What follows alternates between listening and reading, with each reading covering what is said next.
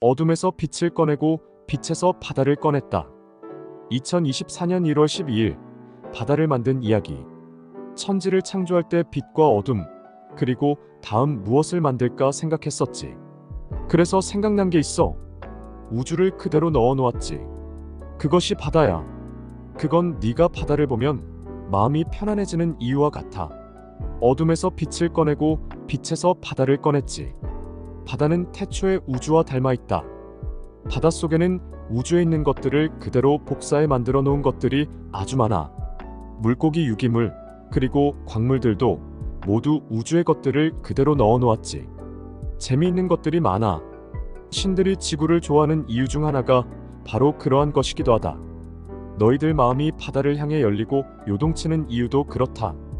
태초의 너희의 성전, 즉 마음 영혼이 거하던 곳과 매우 닮아 있으므로 마음이 그것을 알아봄. 바다는 너희의 눈에 담긴다. 마음엔 바다를 담는다. 마음을 열고 그 길로 담대히 걸어 들어가라.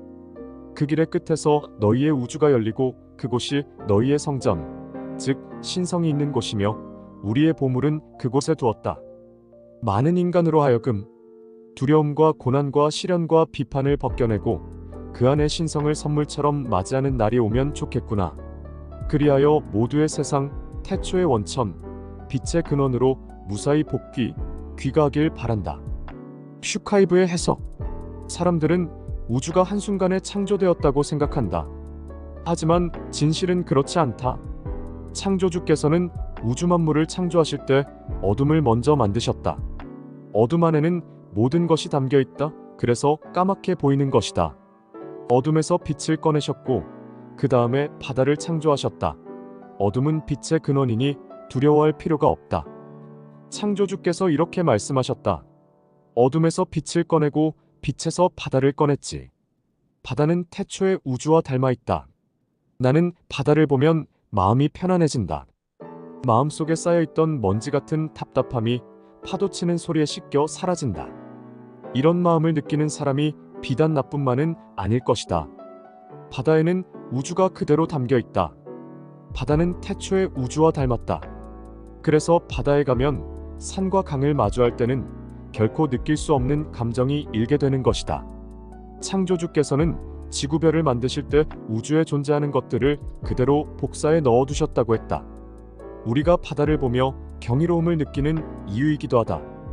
바다에는 수많은 물고기와 유기물, 광물들, 그리고 우리가 지금껏 밝혀내지 못한 수많은 것들이 들어있다. 현재 인간이 바다에 대해 아는 것은 그 100% 가운데 1%도 되지 않는다. 바다에는 인간이 상상할 수 없는 보물들이 감춰져 있다. 그래서 여러 신이 지구를 즐겨 찾는 것이다. 그들은 인간이 모르는 창조주께서 태초에 바다에 넣어두었던 것들을 알고 있다. 바다는 신성하고 거룩한 성전과 같다. 태초의 마음과 영혼이 거하던 곳과 닮아 있다. 태초에 그것을 알아보기 때문에 바다에 가면 마치 어머니의 품에 안기는 것처럼 편안해지는 것이다. 인간에게는 세 곳의 성전이 있다. 마음과 육신, 바다이다. 바다라는 성전에 있으면 마음이 경건하고 거룩해진다. 바다가 우리의 마음을 정화해주기 때문이다. 우리는 바다의 신성함과 거룩함, 경이로움을 정화된 마음의 눈에 담는다. 우리는 담대한 마음으로 태초, 즉 바다로 가야 한다. 그 길의 끝에서 우주가 열린다는 것을 깨닫게 될 것이다. 바다는 인간의 성전이자 신성이 있는 곳이며 여러 신이 숨겨놓은 보물이 있는 곳이다. 인간의 마음은 바다를 닮아 있다. 그리고 그 마음 안에는 창조주께서 인간에게 선물한 신성이 깃들어 있다. 두려움과 시련과 고난, 깨어나지 못한 자들의 비판을 견뎌낸다면 결국 신성을 선물처럼 맞이하는 날이 올 것이다. 빛의 전사들은 인간만 있는 것이 아니다. 2024년 1월 13일 지구의 빛의 전사에 관하여 너희들은 빛의 전사를 인간에 국한하고 있겠지. 하지만 빛의 전사들은 인간만 있는 것은 아니다. 우리는 때에 힘을 모아줄 존재들을 여러 가지 그리고 여러 군데 물질, 동물, 식물까지 배치해 두었다. 바다의 생물과 광물도 힘을 모은다. 너의 빛이 찬란히 빛나고 모일 자리에 답을 심어 두었지. 하늘과 땅, 바다, 그리고 별과 인간 모두의 에너지가 한 곳으로 모이는 곳. 그곳의 의미는 합일이다. 에너지의 합일. 모으는 곳. 모이는 곳. 때가 되면 모두가 모일 것이다. 각기 다른 에너지와 형태로 힘을 모아준다. 그렇게 만들었고 그렇게 쓰일 존재들이었다. 기분이 좋구나. 깨어나는 인간들이 많아지고 빛이 빛을 향해 모여드는구나. 항상 깨어있으라. 그 빛을 향해 더 빠르게 더 강하게 모여든다. 슈카이브의 해석. 지구는 자전축 기울기가 변하는 그 기동을 앞두고 있다. 그래서 깨어난 사람들이 육감적으로 느낄 수 있을 정도로 지구가 심하게 흔들리는 것이다. 이는 지축 변동의 시점이 가까워졌다는 증거다. 지구 그 기동은 그야말로 눈 깜짝할 사이에 일어날 것이다. 마치 지구가 한쪽으로 넘어지는 것처럼 순간적으로 말이다. 지구의 대변역에 앞서 인류를 돕기 위해 모인 수많은 빛의 전사들이 있다. 이들 가운데는 다른 고차원 행성에서 여러 신의 합일에 따라 내려온 이들도 많다. 지금 창조주께서 자신의 마음 안에 심어둔 빛의 씨앗을 자각한 이들도 있고 깨어나고 있는 이들도 있다. 사람들 대부분은 빛의 전사들을 인간으로 국한해 생각한다.